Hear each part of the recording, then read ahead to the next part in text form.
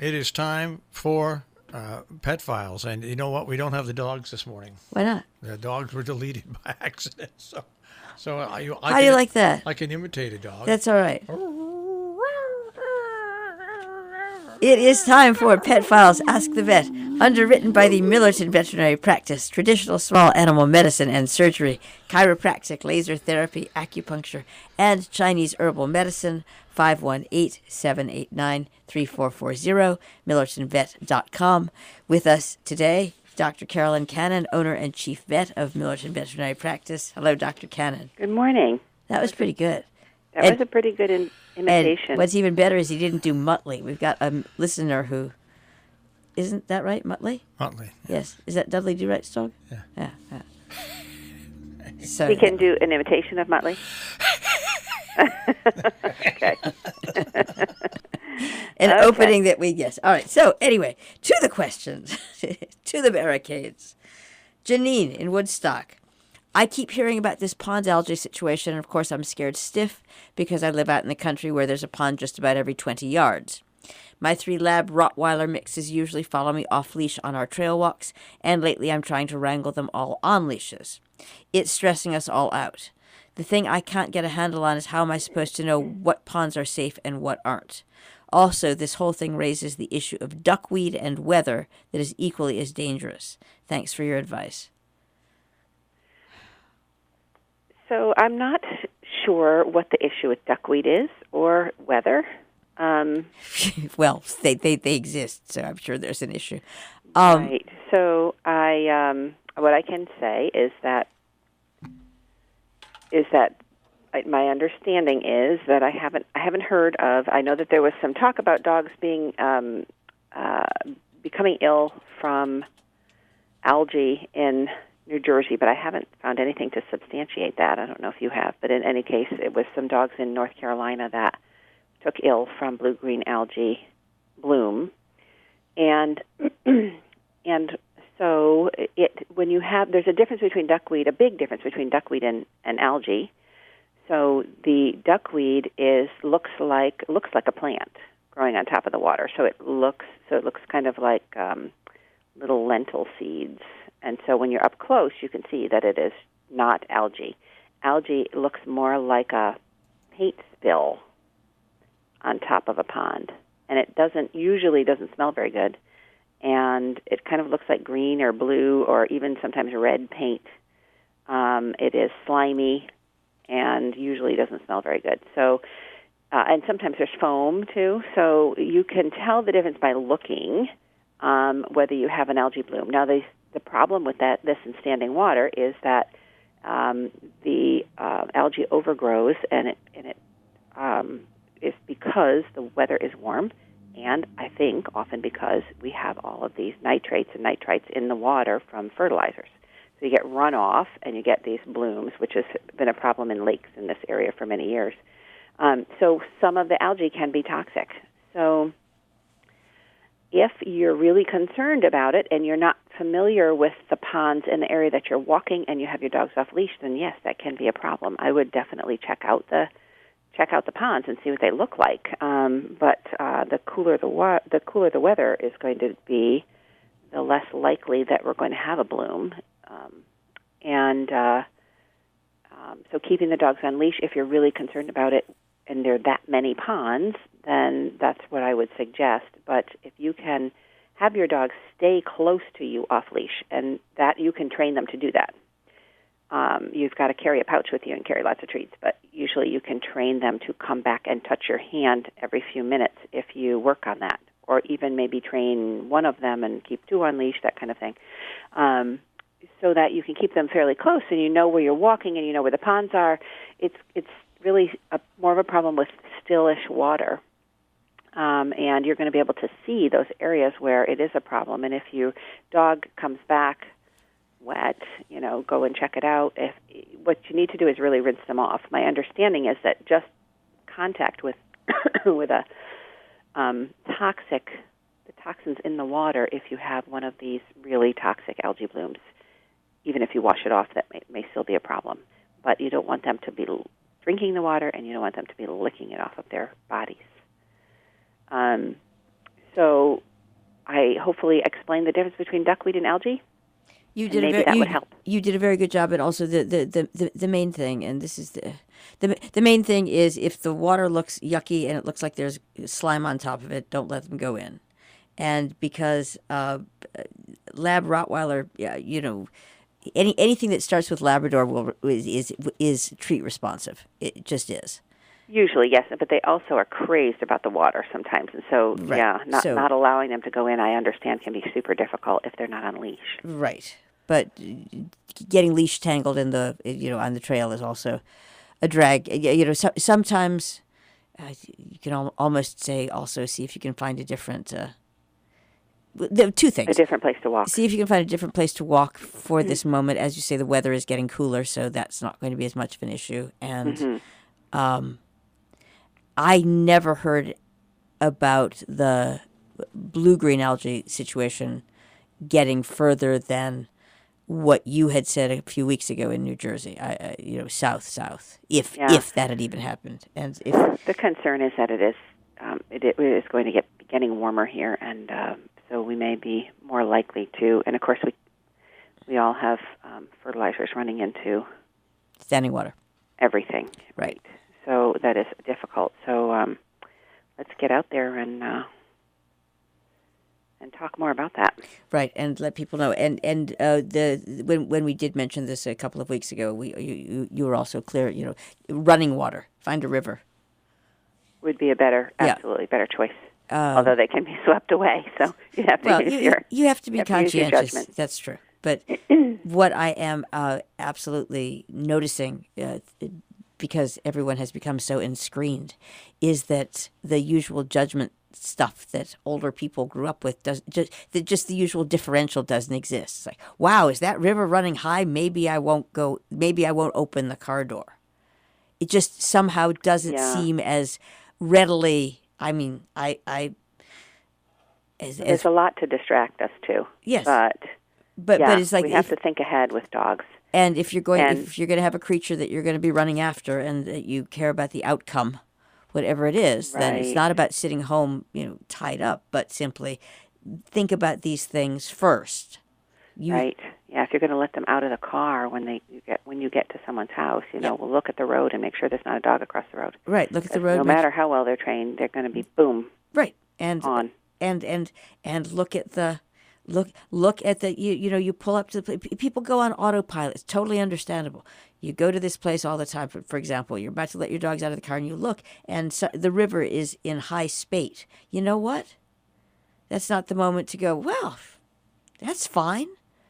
It's just there's still time to stop yourself in a lot of situations, and then there are the things that happen, and danger's lurking everywhere. Danger, Will Robinson. But that being said, much of it is avoidable.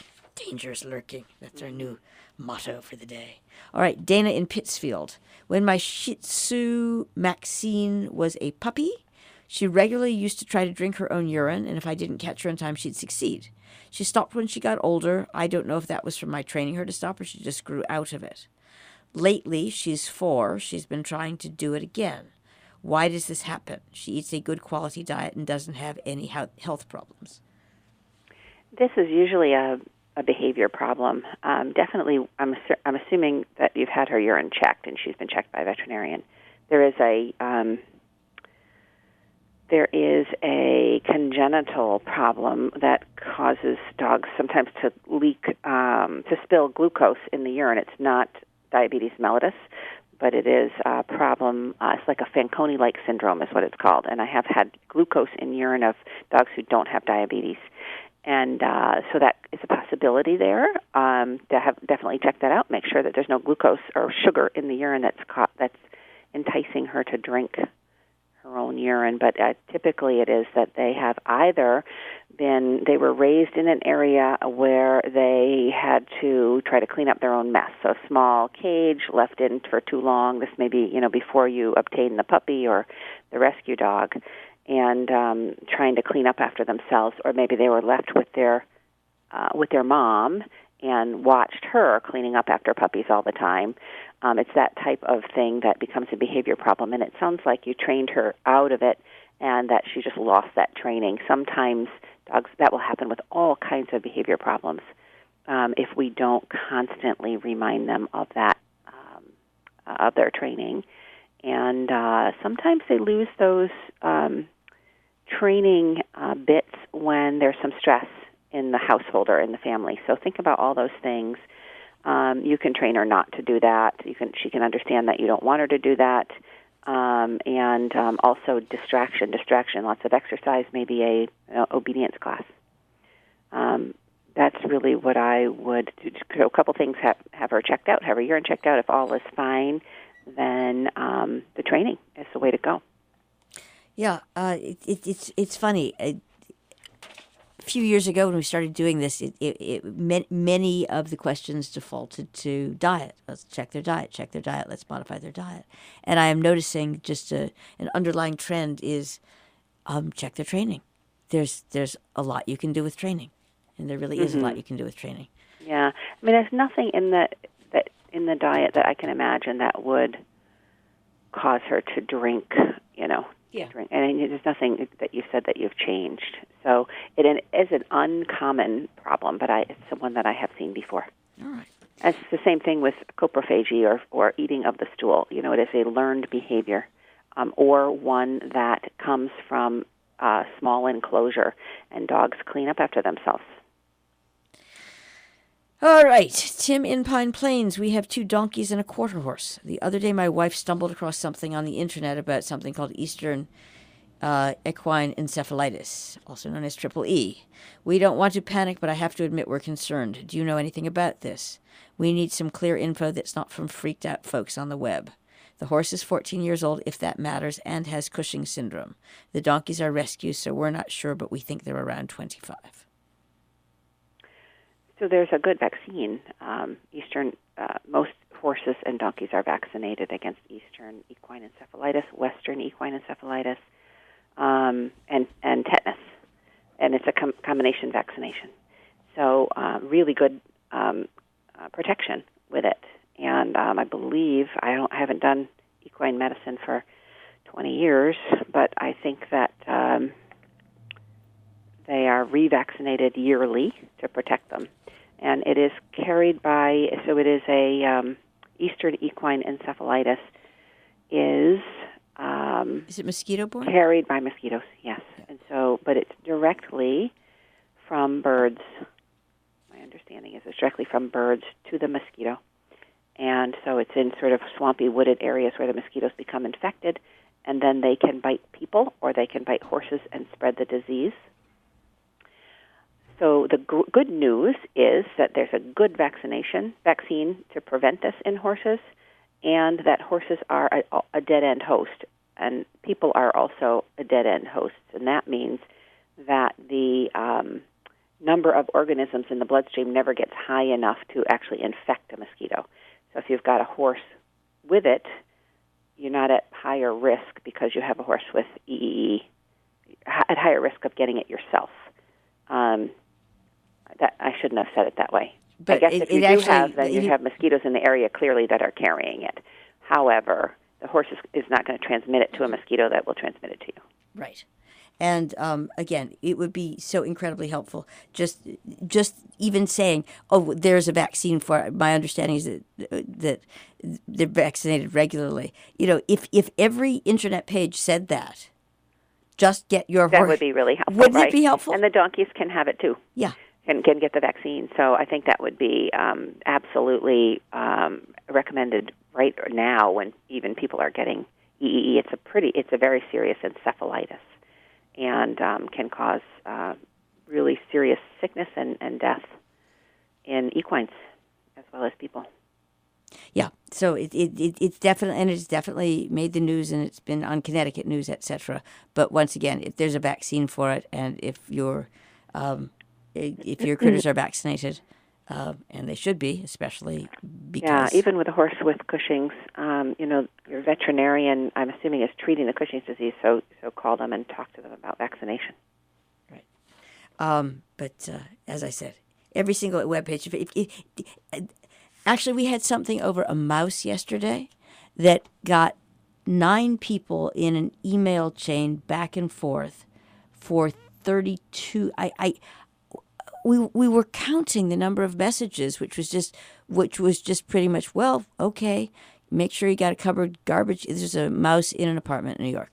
Make Oh. sure you've got a covered garbage Doesn't can. that happen often? Yes. Okay. Yes, that's what I mean. If every webpage simply said there's a vaccine for this, we'd have just much less,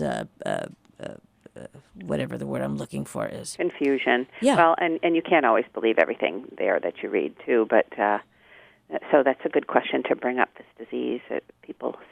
Some people in Connecticut have died from it. Yes, this is true. All right. Glasses. Vamp. Hallie and Canaan. Is there any reason to have indoor cats on flea medication? My boyfriend insists that fleas can get into our apartment under cracks in the floor or whatever, but in my opinion it doesn't make sense to dose them with toxic chemicals if they never mingle with other cats or dogs.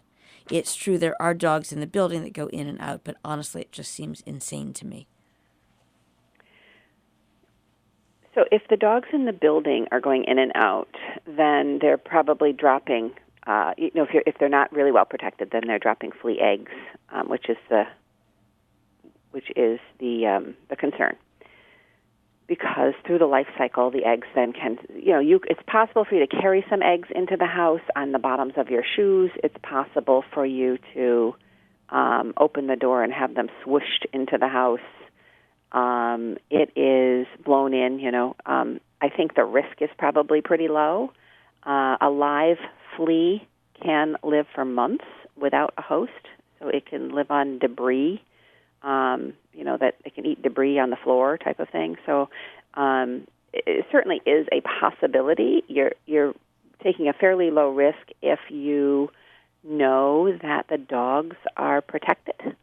And if you know that there's no fleas, in the hallway, if your door opens into the hallway type of thing, if those hallways are cleaned regularly, if they're not, if they don't have carpets in them, etc., then certainly the risk is low. But fleas can also be carried in with rodents.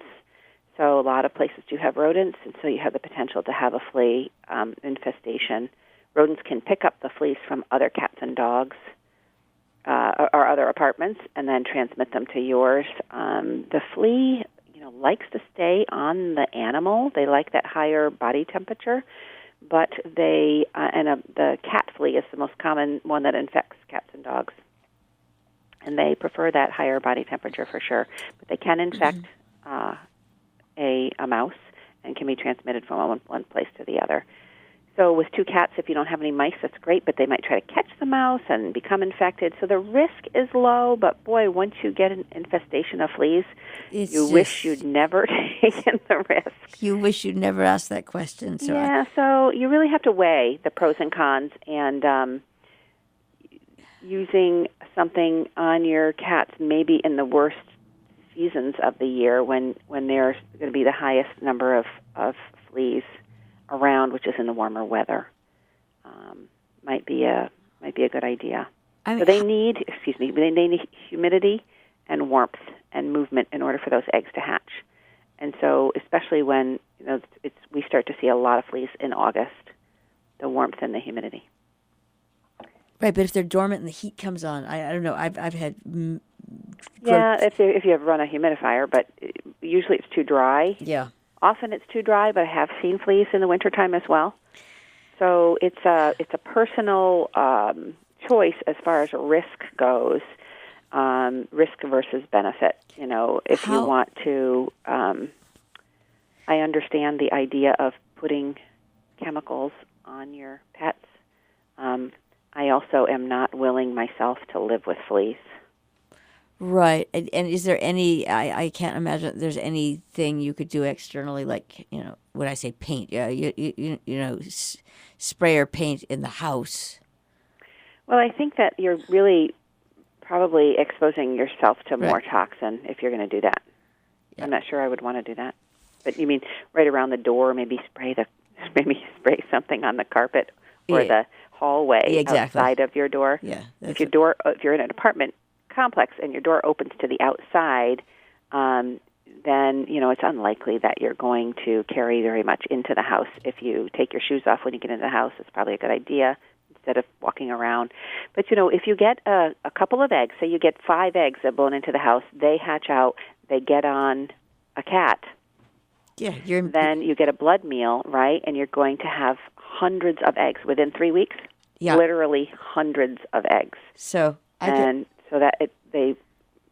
exponential growth there. So I guess what I'm going to say, again, pulling rank as someone who's been around for a while, I'm going to say it's it's worth the risk. And in this instance, and so this is, even though this is Pet Files, I'm taking this upon myself as a civilian. Okay. It's worth the risk. It's like, protect the cats. If there are people going in and out of their dogs, if there's any chance whatsoever that they're going to enjoy being a flea host, just put the stuff on them. Yeah, unless you have an unhealthy cat. Of course. In which case you talk to your veterinarian. But, living in the country, if my cats are going to stay indoors all the time, my dogs are protected, I may not. I certainly won't probably put something on them, but I come back and forth with ticks and fleas on me. So, I would definitely treat them in the spring, summer, fall. Probably not over the winter. Okay. And as ever, we thank you so much, Dr. Cannon. Thank you for having me. This has been Pet Files Ask the Vet, underwritten by the Millerton Veterinary Practice, 518-789-3440, millertonvet.com.